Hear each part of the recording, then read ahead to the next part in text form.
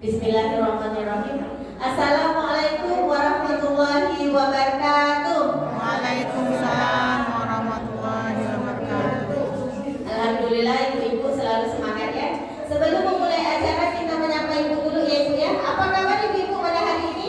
Alhamdulillah ya. Semoga sehat selalu. Amin. Ibu-ibu dipanjangkan umur dalam keberkahan. Telah hadir di tempat yang mulia ini yaitu dalam taklim Quran Karunia setiap Sabtu Minggunya ya bu ya. Semoga kita semua selalu dilimpahkan rahmat dan hidayahnya oleh Allah Subhanahu wa taala. Amin. Amin. Ya rabbal alamin. Baiklah, kita mulai acara kita pada hari ini. Alhamdulillahirabbil alamin wassalatu wassalamu ala asyrafil anbiya'i wal mursalin sayyidina Muhammadin wa ala alihi wa sahbihi ajmain. Amma ba'du. Yang terhormat Bapak Ustaz Haji Burhan Syah SIP ini selaku Ketua Yayasan Pesantren Karunia yang pada hari ini berhalangan hadir, mungkin ya ibu ya, cuma tidak mengurangi rasa hormat kita kepada beliau. Yang kami hormati juga Ibu Ustazah Haja Ifalila SAG SH MH. Apa kabar Ibu? Alhamdulillah baik. Ya. Sehat, kita mulai kita Sehat. pada subuh ini ya Bu ya. Dalam keadaan sehat walafiat.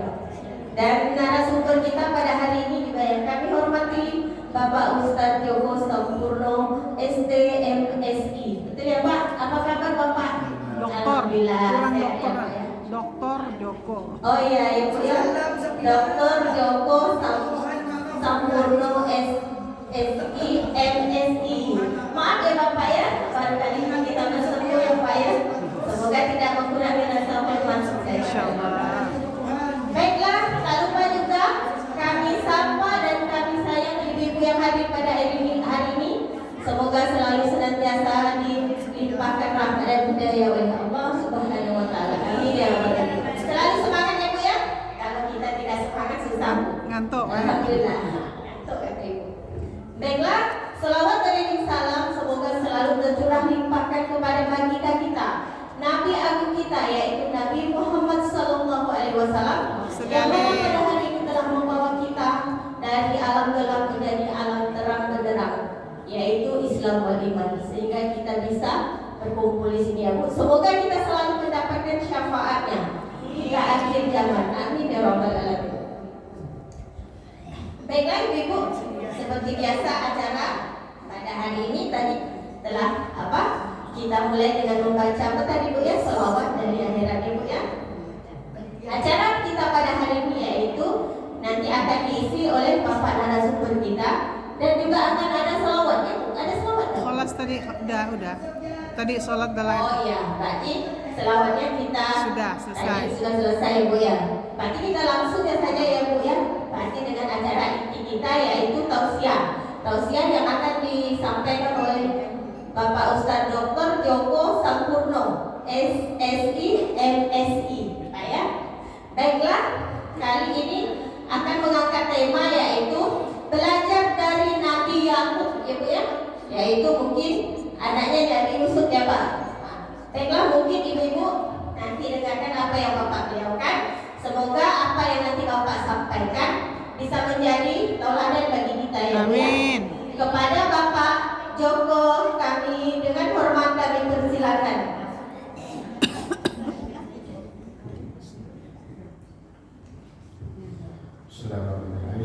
Assalamualaikum warahmatullahi wabarakatuh. Waalaikumsalam warahmatullahi wabarakatuh. Innal hamdalillah nahmaduhu wa nasta'inuhu wa nastaghfiru lahu min shururi anfusina wa min sayyiati a'malina. May yahdihillahu fala mudilla lahu wa may yudlil fala hadiya lahu. Asyhadu an la ilaha illallah wahdahu la syarika lahu wa asyhadu anna Muhammadan abduhu wa rasuluh la nabiyya ba'dahu.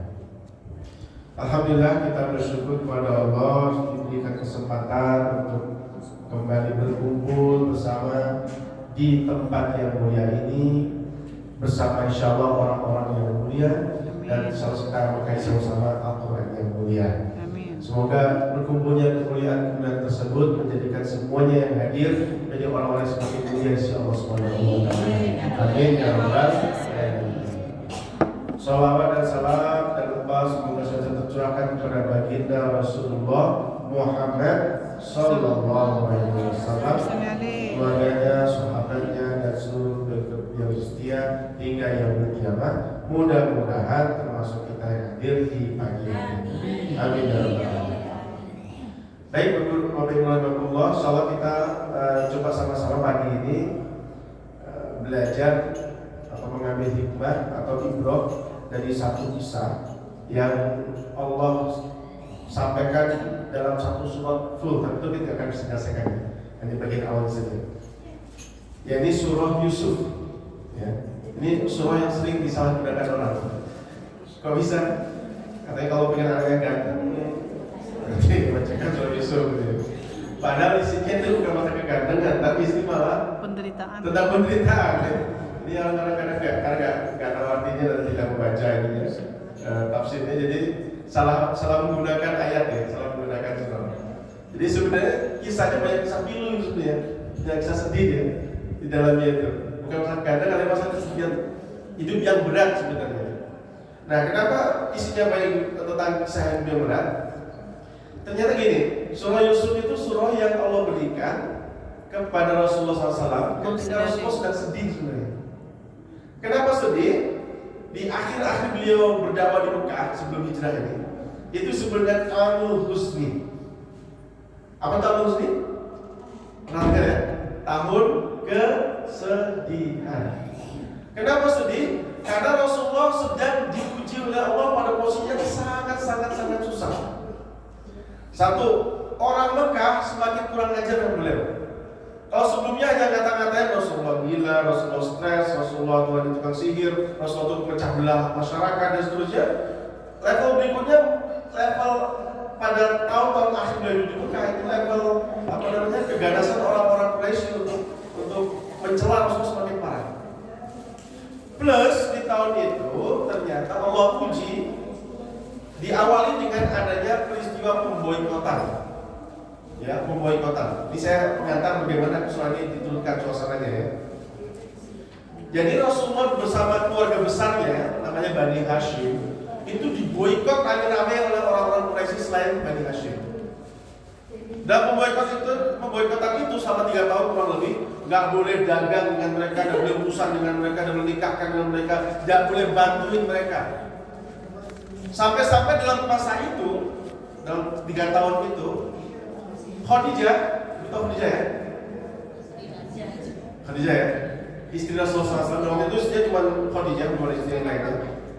Jadi Khadijah itu kan kalau kita lihat, yang kita kenal Khadijah itu kan sebagai wanita yang satu kaya raya tuh ya, kaya raya, sukses, hidupnya makmur, nyaman gitu ya. Itu sebelum nikah Rasulullah dan awal nikah dengan Rasulullah. Tapi di akhir Rasulullah hidup di Mekah, karena pemboikotan itu sampai-sampai kalau Ibu saya pernah dengar kisahnya, saking nggak ada makanan lagi, Rasulullah kelaparan, keluarganya kelaparan, sampai Khadijah pun kelaparan. Orang yang awalnya kaya raya itu sampai kemudian waktu itu dikisahkan karena nggak ada lagi makanan, beliau sampai makan rumput. Insyaallah. Udah nggak ada. Kok nggak ada makanan? Karena nggak ada orang yang mau jual beli dengan keluarga Bani Hashim, nggak ada. Nggak ada orang yang mau bantuin, nggak boleh. Bahkan dibuat pengumuman gitu, pengumuman di Ka'bah, ditempel di Ka'bah pengumumannya. Pengumuman itu deklarasi seluruh kabilah suku di Mekah itu, Quraisy itu, untuk jangan membantu Bani Hashim, jangan menikahkan dengan Bani Hashim, jangan membuat pengumuman dengan Bani Hashim, diboikot rame-rame. Kira-kira ibu-ibu kalau jadi Bani Hashim keluar dari Rasulullah itu, mau ke warung tak dilayani, pergi bertamu tak diterima, diajak ngomong nggak mau gitu ya. Satu keluarga besar. Makanya sampai Khadijah sendiri istri Rasulullah ikut mengalami penderitaan itu, beliau sampai karena saking nggak ada makanan beliau diriwayatkan sampai makan rumput. Jadi kalau ditanya enak kayak Khadijah? Enggak. Berat itu hidupnya. Itu harga yang beliau bayar. Ya. Saking menderitanya sampailah kemudian beliau jatuh sakit dan Allah wafatkan dalam tahun pemboikotan itu. Ini awal Rasulullah sedihnya di situ ya. Istri beliau yang selama ini membackup beliau, tempat beliau curhat dan seterusnya, ternyata Allah wafatkan. Sedih nggak Bu? Sedih.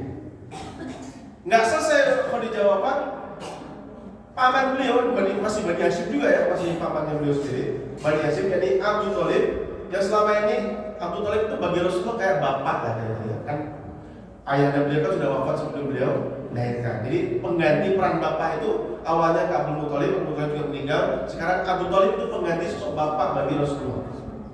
Ternyata tak lama setelah Khadijah Allah wafatkan pula Abu Thalib. Jadi Rasulullah semakin sedih, ya, beliau semakin sedih. Orang semakin kurang ajar dengan beliau, orang semakin berani mengatakan beliau, dan orang-orang tempat beliau selama ini curhat, tempat saya dia bertukar pikiran, tempat selama ini kalau kita tertekan juga tempat kita butuh orang yang bisa kita ajak ngomong gitu ya. Itu Allah panggil semuanya. Maka Rasulullah benar-benar dalam kondisi bahasa kita yang terpuruk gitu ya, kondisi besar mental tuh down gitu. Dan orang mulai pasang kusuk di Mekah itu, ini gara-gara kamu Muhammad. Sampai Khadijah yang awalnya orang yang sangat kaya raya, orang yang makmur hidupnya, orang sampai mati seperti itu kondisinya. Mati kelaparan ya, bahasanya begitu ya. Jadi pamanmu juga sampai istilahnya menderita gara-gara kamu. Jadi orang mulai menyalahkan Rasulullah. Kalau kamu nggak melakukan ini, tentu nggak akan seperti ini kejadiannya. Kira-kira begitulah. Rasulullah semakin tertekan, orang semakin berani kasar dengan beliau, semakin berani kata-katain beliau, semakin menyalahkan beliau. Di tengah situasi tersebutlah kemudian Allah turunkan surah Yusuf, ya, sebagai hiburan bagi Rasulullah, sebagai penguat bagi Rasulullah. Rasulullah diberi kisah bahwasanya ya Muhammad, yang kau rasakan ini bukan hal baru, sebab dahulu ada juga yang mengalami seperti yang kau rasakan. Ya, jadi Quran itu diturunkan kepada Rasulullah untuk jadi bahasa anak sekarang tuh healing. Tahu ya, healing kata orang sekarang. Atau apa itu disebut? Untuk menguatkan, menenangkan bagi Rasulullah. Dikisahkan. Jadi kisah Quran turun itu bukan karena sekedar ada kisah loh, bukan. Tapi kisah itu turun untuk menguatkan Rasulullah dan para sahabatnya. Untuk kemudian begini yang pernah kejadian dahulu. Supaya Rasulullah mengalami ketika beliau main pasar berat itu, beliau ingat iya, dulu ada seperti itu. Maka nanti jangan heran di akhir ketika Rasulullah nanti sukses kembali ke Mekah sebagai pemenang waktu Mekah, kata-kata yang beliau gunakan adalah kata-kata Nabi Yusuf. Karena ketika beliau terpuruk, Allah kuatkan dia dengan kisah Nabi Yusuf. Ya. Dan uniknya kisah Yusuf ini, satu, di ayat yang ketiga Allah awali ketika sebelum bercerita, sebelum berkisah tentang Yusuf, apa ungkapan Allah? A'udzubillahi minasyaitonir rajim. Nahnu naqussu 'alaika ahsanal qasas. Muhammad, kami kisahkan kepadamu ahsanul qasas. Apa ahsanul qasas itu? Kisah yang paling baik, ahsan, yang terbaik di antara semua kisah. Muhammad, kami wahyukan kepadamu kisah yang paling baik dari semua kisah yang ada. Ya, bima auhayna ilaika hadzal Qur'an, disebabkan kami turunkan kewahyukan kepada engkau Al-Qur'an. Wa in kunta min qablihi laminal ghafilin. Padahal engkau ya Muhammad, sebelum kami kisahkan ini, engkau enggak tahu benar tentang peristiwa ini, engkau enggak tahu benar tentang kisah ini. Jadi Rasulullah enggak tahu benar gitu. Siapa Yusuf, kemudian apa yang alami, Rasulullah enggak tahu. Maka Allah buka kisah ini, Muhammad, ini kisah terbaik dari semua kisah, dan engkau sebenarnya enggak tahu benar tentang kisah ini. Ya, ini yang pertama. Jadi Allah sendiri memberitahu bahwa kisah ini kisah terbaik dari semua kisah yang Allah turunkan dalam Al-Quran. Yang kedua, uniknya, ini satu surah isinya full kisah tentang satu orang bersama keluarganya dan orang terdekatnya dan orang yang terlibat dengannya. Kalau kisah Nabi Musa, ibu-ibu, Nabi Musa itu banyak kisah dalam Al-Quran, tapi dipisah-pisah oleh Allah. Ya kan? Hal-adaka hadithu Musa, bisa ayat lainnya. Kemudian ayatnya bicara Musa lagi, tapi di momen yang berbeda. Jadi Nabi Musa itu bertebaran kisahnya, tapi di ayat-ayat di surah-surah yang terpisah, ya kan? Nabi Yusuf, Allah kasih khusus kisahnya full dalam satu surat, dari awal sampai ujung, dari kecil sampai sukses, dalam satu surat full. Ya, jadi ini keistimewaan yang kedua. Satu surah khusus didedikasikan, digunakan untuk mengisahkan tentang perjalanan hidup Nabi Yusuf bersama keluarganya. Ya, itu keistimewaan yang kedua. Jadi ini kisah yang terbaik dan ini satu surat ya. Tentu turunnya satu kali turun ya. Itu full digunakan untuk mengisahkan tentang peristiwa tentang apa yang dalam Nabi Yusuf dari mulai kecil sampai beliau sukses. Nggak ada surah lain seperti itu dalam Quran. Ya, ini cuma satu surah yang menceritakan kisah seseorang lengkap dari kecil sampai besar dalam satu surah full.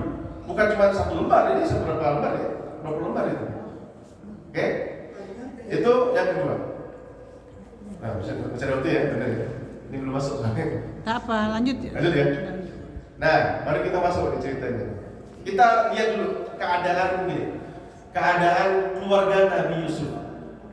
Ya, karena kalau kita nggak tahu keluarganya, kita tentu nggak bisa bayangkan seperti apa sih situasinya.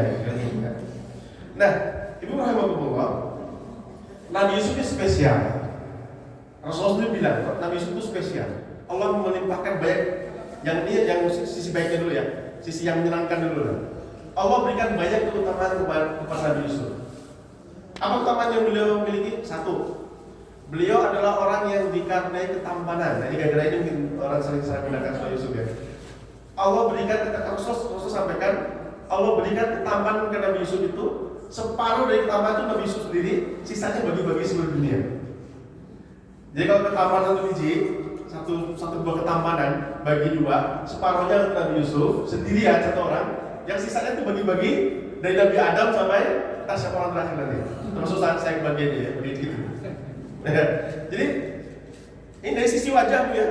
Makanya nanti ketika orang mandang Nabi Yusuf tuh, masya Allah, ini bukan manusia, ini malaikat. Saking gantengnya ya. Banyak kegantengan itu separuh kegantengan sedunia itu hanya untuk Nabi Yusuf. Sisanya untuk bagi-bagi sedunia. Nah, masuk bapak atau saya gitu. Itu bagiannya sisanya gitu. Apalah trebe-trebe enak. Jadi sisanya ya bagi tak berapa miliar manusia pernah hidup kan? Nah ini si paruhnya buat dia sendiri. Satu. Kedua, Nabi Yusuf ini adalah didikan dari keluarga Nabi. Ya. Kenapa? Bapak Nabi Yusuf adalah Nabi Yakub. Nabi Yakub adalah Nabi. Kakek Nabi Yusuf adalah bapak Yakub siapa? Ishak. Dan Ishak juga adalah Nabi. Jadi ini Nabi Yusuf itu bapaknya itu Nabi, kakeknya itu Nabi, bapaknya Ishak namanya Ibrahim. Ibrahim juga Nabi. Jadi ini keluarga Nabi. Ya. Kalau kita balik urutannya, Nabi Ibrahim punya dua anak. Yang gede namanya Ismail, jadi Nabi. Yang kedua namanya Ishak, jadi Nabi. Ishak punya anak namanya Yakub. Yakub jadi Nabi. Yakub punya 12 anak, satu di antaranya namanya Yusuf. Yusuf juga jadi Nabi. Ya.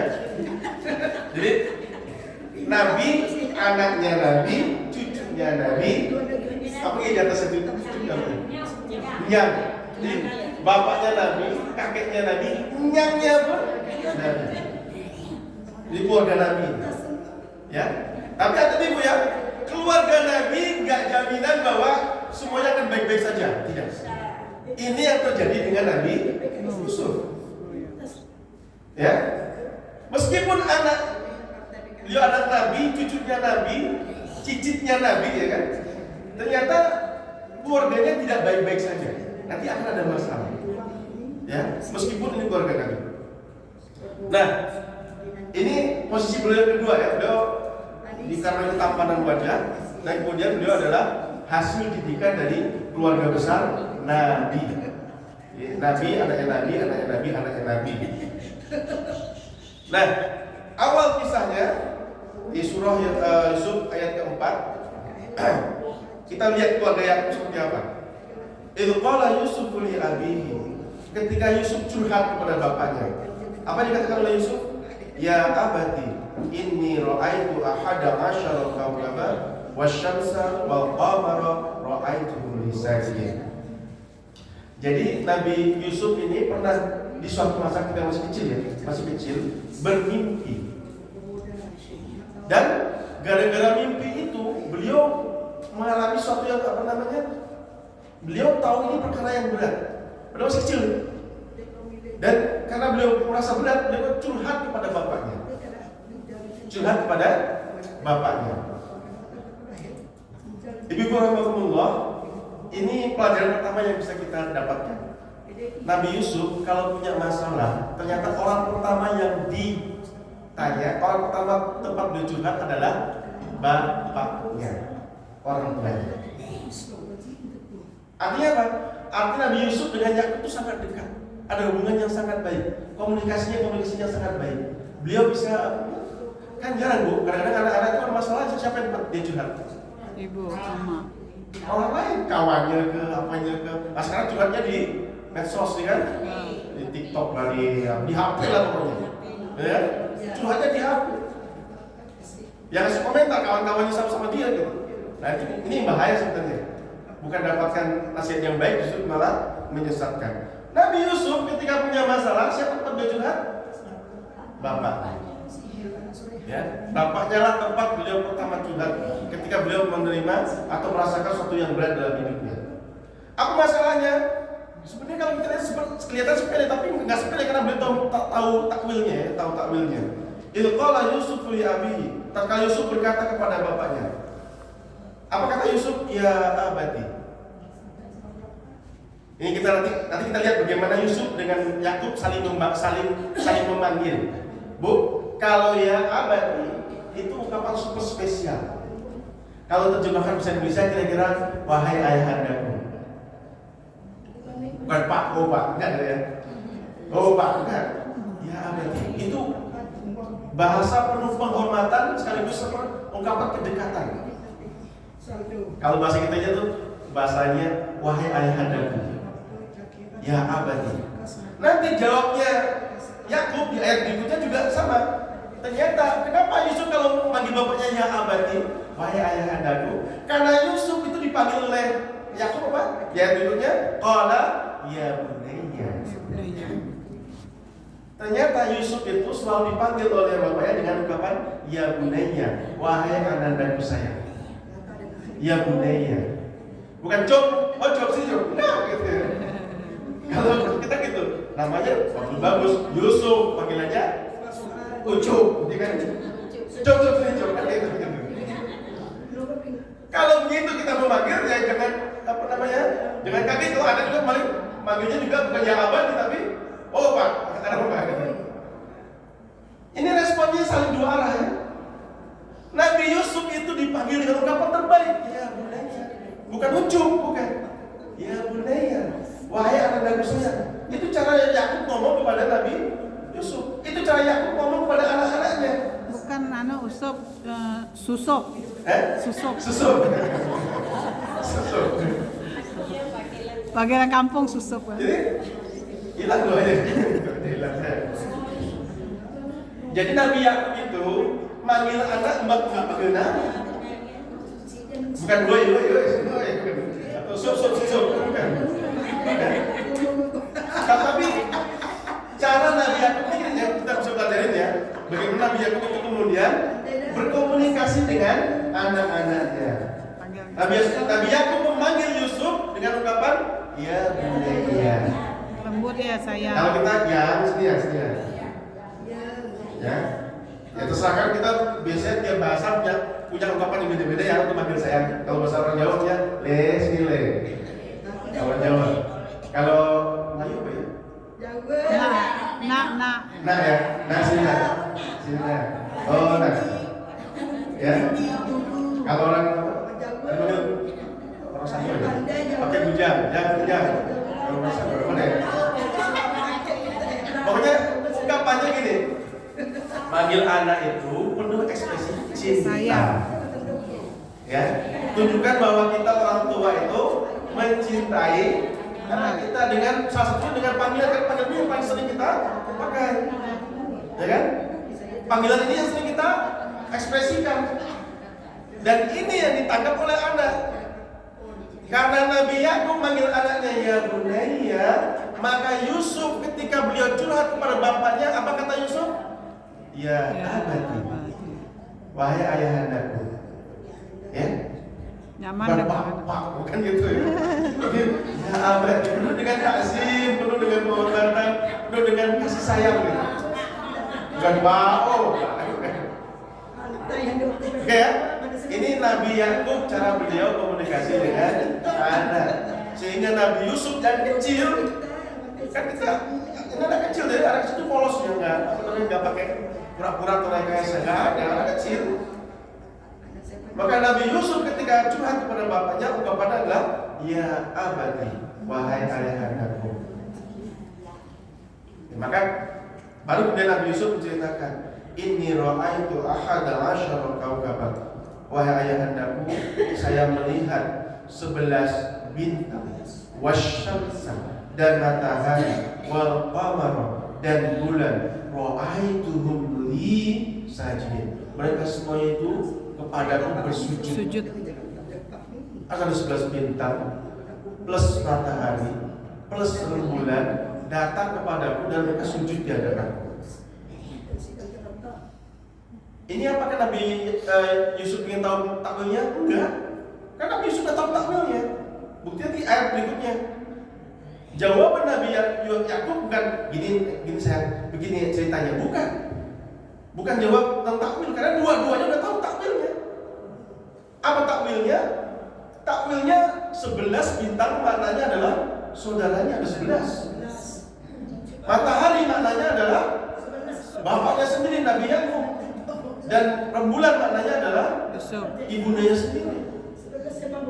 Dari kisah ini, dari kisah yang disampaikan oleh Nabi, mimpi yang dialami oleh Nabi Yusuf paham, Nabi Yakub pun paham.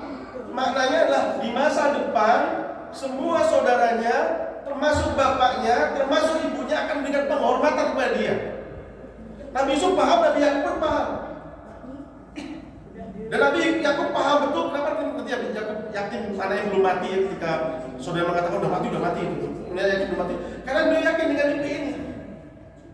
Kalau saya Nabi, Nabi Yakub ya, yang Nabi memberikan penghormatan kepada anak saya, itu artinya anak saya juga akan menjadi Nabi.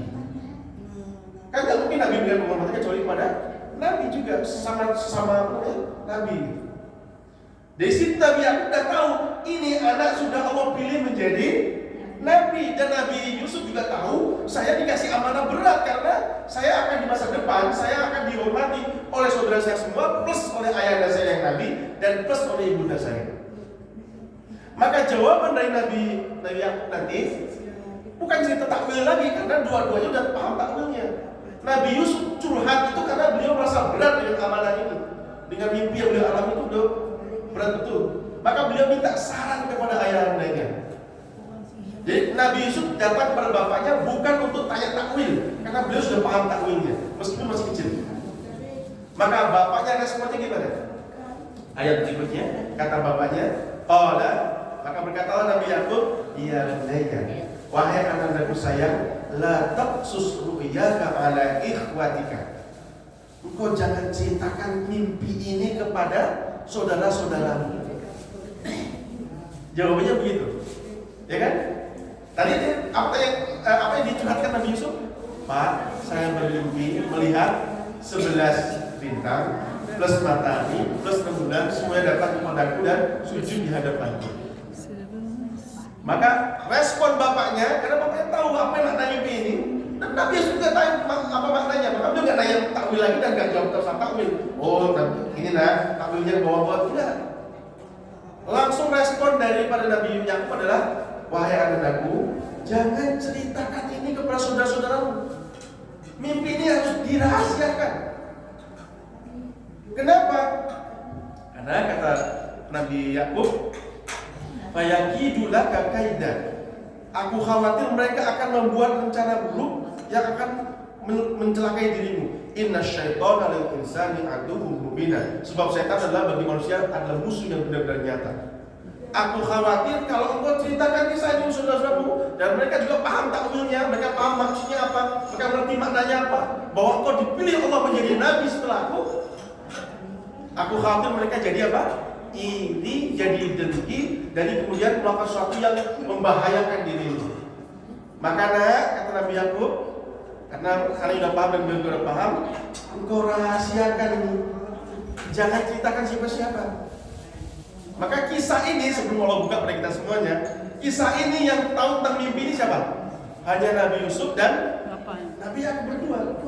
Karena Nabi Yakub sudah memproteksi Nabi Yusuf, ini jangan diceritakan siapa-siapa. Sebab kalau kau ceritakan dan mereka tahu tentang maknanya dan takwilnya, aku khawatir mereka akan membuat sesuatu yang mencelakakan dirimu. Itu ya. Jadi Nabi Yakub, beliau ya namanya bapak udah tahu nih. Bapak itu udah tahu karakter anak masing-masing. Anaknya 12 ya.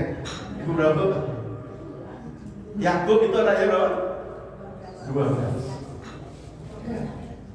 Dan beliau itu 12 ini mereka beliau paham betul karakter anak-anaknya.